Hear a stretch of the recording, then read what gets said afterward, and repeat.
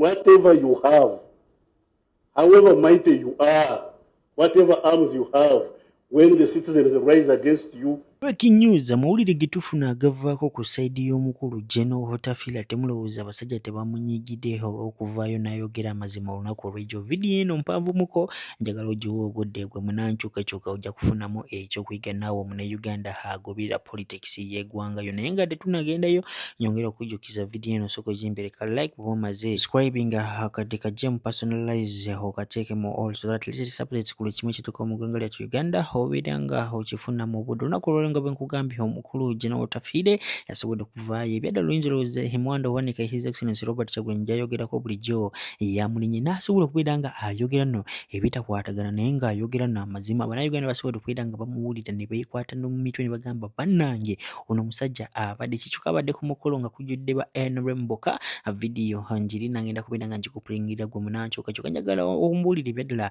olowooza kiki ekibadde kimutuuseeko. Vidiyo yino sooka ogirabireko. Whatever you have, however mighty you are, whatever arms you have, when the citizens rise against you, you are done. Because you say, oh, I have the army, I have the police. Excuse me, the police you are using, the army you are using are relatives of those people you are going to do what? You will send them, when they get there, they will turn around. Because if you tell Akan to shoot his brother, he will refuse. You'll go and look at the crowd, there is his brother, there is his cousin. You think he will shoot? No. Gamba His Excellency Robert Kyagulanyi musajja muzibu nnyo ne mulowooza nti mbali manyenda kuba nkupulinga ino vidiyo y'omukulu Mulyanyama nga akunyonnyola engeri omukulu amanyikiddwa nga Munyagwa agezaako okubeera ng'asula NUP naye olowooza n'asobola. Sooka owulirize Mulyanyama ng'abikunyonnyola tumale tweyongereyo. Kakuba ne mu mmotoka yo baasenganamu omusaayi. Njagala ogende ku TV otulage enkoko eyalimu omusaayi. Baakusalawo. Munyagwa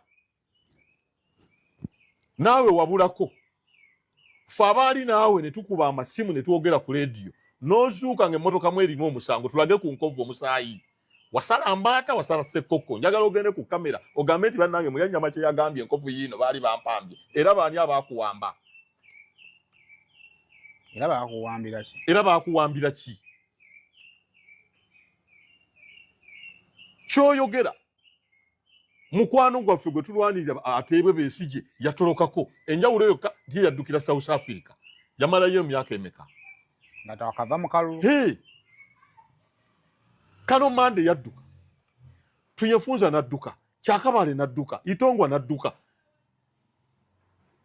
Besigye yatolokera ali mu kota pini buli omu ayoge mutugamba ajja kulayira yagamba ab'e Masaka mujja mulabako ye nga tomugamba iye gwe Looya omukuukuutifu ajerega Balukwago ajerega baani gende Luzira gwe otuwolereze kubanga mutugamba muri balooya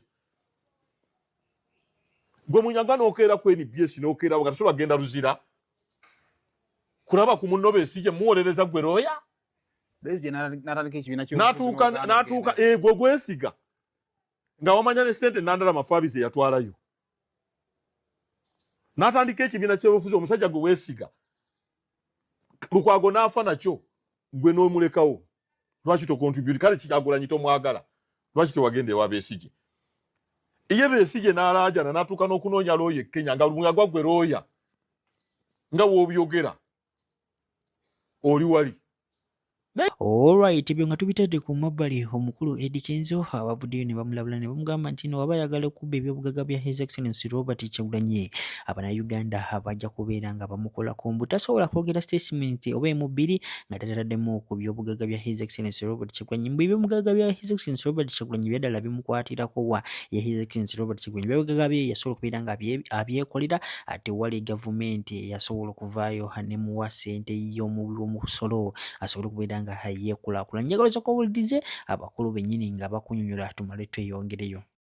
Mwami Kyagulanyi takwogerako naye gwe tukoowa mwogerako omusajja ne waataliwo era wunzika emboozi ogizimbidde ku ye ebintu bye byalina essaawa eno byogamba nti miliyoni zitukwaga miliyoni zimmeka ffenna tukimanyi bulungi nti Mwami Kyagulanyi bwe yagulira emagere ssente zaali zikyali wansi naye ye ng'omusajja omugezi yalengera nti singa naagula wano myaka 10 okuva kati wenguze miliyoni ze 10 wajja kufuuka miliyoni 7 ogwo mutawanira ogwo musango notuka n'okwogera ebitalina nsambu awerera abaana ku university kyani atawerera mwana ku university okuwerera ku university ekintu kye batwala nti kyekisinga obukulu ennyo mu Uganda nti era buli akikoze aba w'amaanyi nnyo manya abantu abo ebisente ebibatagazaamu eri ne balwawo basasula nga beefula abakuba Mwami Kyagulanyi babalengera eri babawe ssente kwegayo alingangalaga nti waba tayogedde ku Mwami Kyagulanyi talina interview gy'asobola kukola n'egenda bulungi era nze singa mba Mwami Kyagulanyi sola muwaamu kuba kyemmanyi Kenzo anoonya amasannyalaze kuva wa Kyagulanyi atali nawo essaawa eno gw'otaga nti ngenda musiŋŋaana wano naye nga gwe sitiru gw'okyayagala okugyako amasannyalaze kati Mwami Kenzo okuva bwe yali ate kati ye afuuse bufuusi kizibu ate ekyokubiri ye waba yalengera wala n'aga ati kanneetegeke nga bukyali kitegeeza nti ate omujjonkere kuba tajja kusobola kusaba nga mwe musaba tekijja kuva mu likodi nti mubadde abayimbi ab'amaanyi mu ggwanga naye nga muli basabirizi musennya ekitiibwa kyammwe basajjamu nti mumuyimiriddewo kati kusabiriza nimulitaga n'abaana baffe abatondi kati pulezidenti abeerawo nga abantu balina mmuleebeeta buleebeesi kati ffe Mwami Kyagulanyi gwe tutalabanko nti agenze kufukamirira gundi amuweeyo akasente kyokola nti ye twamwawulamu mmwe tumufuula ow'enjawulo nga ye tulaba nti ye byakola byanjawulomu naye gwe okuva ku muyimbi omunene w'eggwanga mu Uganda bonna basanga bagenze kusabiriza Mwami Museveni baba tubasabiriza Mwami Museveni era babeera wa genosale baba tuwali wa genosale era obasanga mu bagagga abalanga bali mu basabiriza so n'olwekyo omuntu atabikola ate tomwerijjako kuba Mwami Kyagulanyi alina ebyo byoyogerako nga teyabisabiriza nga gwe ssaawa ya leero neera okyasabiriza kitegeeza sireevoyo olw'ensonga zaaliko nnene ate gwe ensonga z'oliko oli ku busongasonga n'okutandika okuyimba okumanya abantu bakutegere nti oli muyimbi watandikira wuwe ensi neekumanya wali badde ssaawa leero muwamu ekitiibwa olw'ekyo